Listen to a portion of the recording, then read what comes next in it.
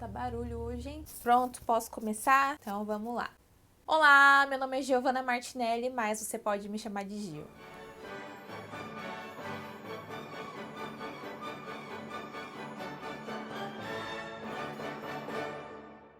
E aí, pessoal, como que vocês estão? No vídeo de hoje eu trouxe, assim, algumas dicas, né? Porque às vezes a gente tá em aula e o professor fala alguma coisa, assim, ele corrige a gente de um jeito, né? Vários professores de balé, aliás, de dança fazem, né? E a gente fica meio assim, o que ele quer dizer com isso? Principalmente pra quem tá começando agora no balé, mas algumas pessoas que já estão há um tempinho talvez possam não saber de algumas coisas que eu vou falar aqui pra vocês hoje, como por exemplo, né, cresce pra cima, levanta o arco do pé. Às vezes a gente tá fazendo um demi-plié e o professor pede pra crescer pra cima. Como que é esse negócio aí de crescer pra cima durante o plié se a gente tá abaixando aí, né? Então eu vim aqui explicar algumas dessas coisas pra vocês hoje, algumas dessas expressões assim que são muito específicas e às vezes um pouquinho confusas até no balé clássico que professores falam em aula, né? Vou começar tranquila, né? Vou começar tranquilinho, esticar os pés. Eu coloquei essa expressão aqui hoje porque quando eu comecei a dançar, eu não ouvia muito essa expressão. Eu comecei a ouvir depois de um tempo, né? Estica o pé, estica o pé, estica o pé. Eu ficava, estica o pé, né? Na minha cabeça era sempre alonga o pé ou força a ponta, né? Alguma coisa do tipo. E esticar o pé, basicamente, né? Sei lá, você tá com o pé relaxado, o professor fala estica o pé, você estica mais ainda o pé. Você faz mais força pra esticar o pé, né? Essa é meio que autoexplicativa, eu só achava um pouquinho confuso antes, então resolvi colocar aqui só pra acrescentar. O próximo já é um pouquinho mais confuso e pode ser que algumas pessoas tenham dúvida a respeito disso e essa é muito importante que vocês entendam, porque pode ser que ajude vocês a prevenir lesões, inclusive, até. Quando o professor fala, levanta o arco do pé! Tem alguns professores que falam para não jogar o peso para a borda interna do pé, supondo que esse aqui seja um pé, é quando a gente joga muito peso pro dedão. Isso acontece muito quando a gente abre andeor, né? A gente tem essa tendência a jogar o peso pra borda interna do pé, mais pro lado do dedão. E isso pode trazer problemas pro tornozelo, pro joelho e tal. Então, sempre quando o professor falar pra você levantar a borda interna do pé ou pra levantar o arco do pé, você vai pensar em jogar o peso também pro dedinho, né? Pra borda externa do pé. Pé inteiro no chão, todos os dedos no chão, levanta esse arco de pé. A próxima, eu não sei se essa é tão confusa assim para algumas pessoas, porque eu acho que também é um pouco autoexplicativa, mas pode ser que para algumas outras pessoas seja um pouco confuso, que é, ouve a música, gente. Daí tem alguns alunos que pensam, né, mas eu já tô ouvindo a música. Como assim?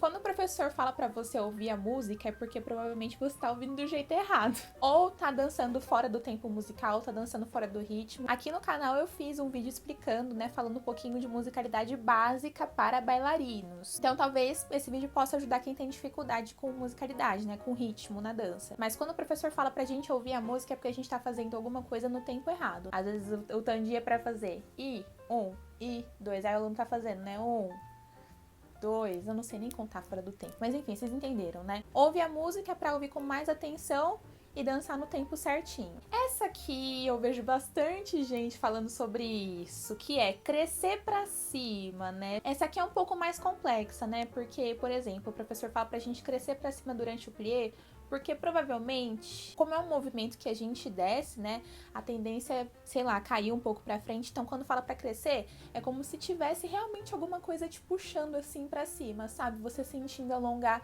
toda a sua musculatura do pescoço, você sentindo a musculatura das costas trabalhando pra fazer você parecer cada vez mais alto ou alta, sabe? Mas isso sem levantar os ombros, sem forçar nada. É a sensação do pescoço crescendo assim por aqui, sabe? Não é olhar pra cima, é crescer, tá bom? A próxima vai ser um pouco polêmica porque é uma correção que eu particularmente não concordo. Nossa, eu fechei o olho muito forte agora, até grudou o cílio.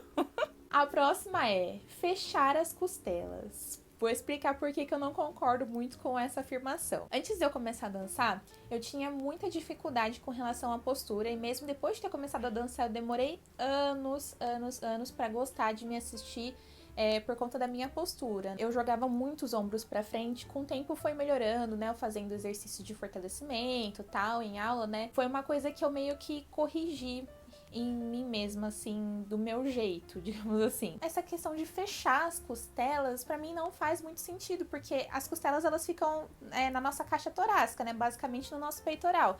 Então, se a gente fecha as costelas, dá a sensação de que a gente tá fechando os ombros, sabe? Isso é tudo opinião minha, tá, pessoal? Não tô falando que quem diz isso está errado. É uma coisa minha isso, tá? Ao invés de eu pedir pro aluno fechar as costelas, eu peço pra contrair o abdômen, que não tem nada a ver com prender a respiração. Um exemplo de movimento que a gente consegue sentir o abdômen contraído é na prancha, né? Que a gente tá ali com a ação da gravidade fazendo a gente forçar ainda mais o abdômen, né? Mas é só pra vocês entenderem a sensação de contrair o abdômen, que não é prender a respiração. Então, geralmente, quando o professor pede pra fechar as costelas, né? Quando a gente tá jogando a barriga muito pra frente, tá uma curvatura muito acentuada nas costas, né? O abdômen não tá contraído. Como a gente aprende a contrair a musculatura do abdômen? Fazendo exercícios para fortalecer o abdômen. Olha só. E isso é uma maneira que a gente vai aprendendo com o tempo. Agora também é uma opinião minha, tá, pessoal, em relação a fechar as costelas. Eu gosto muito quando aqui fica bem aberto, sabe? Quando aqui fica bem, sei lá, expansivo, sabe? Então eu não gosto muito de usar essa correção.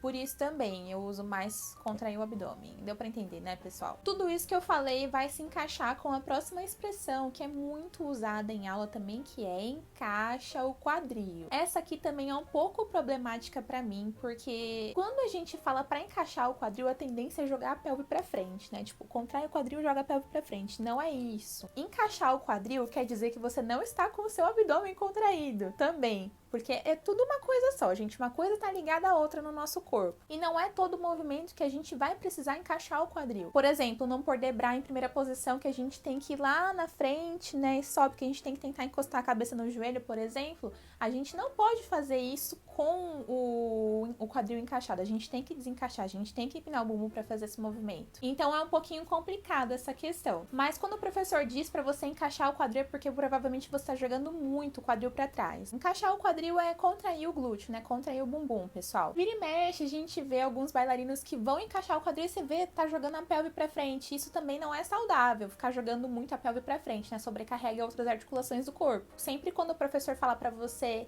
encaixar o quadril, pensa em contrair o abdômen e pensa em contrair a musculatura do seu quadril. Em contrair o bumbum, pode pensar em apertar o bumbum, sem jogar a pelve pra frente, sem jogar o quadril pra frente, tá? É que o balé, ele tem uma postura muito específica, né? Que é sempre underord, a gente usa os abdutores, nossos internos de coxa, a gente usa tudo, né? E pra gente não jogar o bumbum pra trás, a gente usa abdômen, a gente também usa glúteo, né? A gente usa de tudo, então tudo tem que estar ali em harmonia pra gente conseguir seguir as orientações dos professores também, né? E assim, algumas observações extras, que na verdade eu adoraria que alguns professores assistissem isso aqui, porque assim, eu como aluna, eu ficava meio frustrada com algumas correções. Por exemplo, às vezes a gente tá fazendo algum exercício, né, com o braço em segunda, aí o braço vai caindo. Aí o professor fala, arruma o braço. Aí você arruma o braço. Arrumei do jeito que eu acho que tá arrumado. Como arrumar o braço? O que eu faço com o meu braço? Tenho que levantar o cotovelo? Tenho que abaixar o ombro? Tenho que alinhar a minha mão? Especificar as correções, né? Eu ainda acho que falta muito conhecimento sobre biomecânica, sobre cinesiologia, para saber como ensinar o seu aluno a fazer uma coisa de um jeito certo. Não só para ele não se machucar, mas para ele saber o que ele tá fazendo, para ele saber como corrigir o movimento, né? Mas eu acho assim, se por acaso vocês tiverem dúvida também em relação a isso, né? Meu professor deu alguma correção, eu não entendi o que é, pergunta pro professor, que eu acho que é até melhor, né? Pra você tentar consertar para as próximas aulas. Mas se vocês conhecem alguma expressão aí que eu não falei no vídeo, deixa aí nos comentários. Se inscreve no canal pra ficar por dentro do que tá vindo por aí. Logo, logo a gente chega nos 1000 inscritos. Tô falando isso em todo vídeo, né, gente? Mas é muito importante pra mim, pra ajudar o canal a crescer cada vez mais. Pra gente ter mais estrutura, pra trazer mais vídeos com mais frequência por aqui pra vocês. Bom, pessoal, espero que eu tenha ajudado vocês de alguma maneira. Obrigada por terem assistido até aqui, por terem feito companhia pra mim neste vídeo de hoje. A gente se vê no próximo.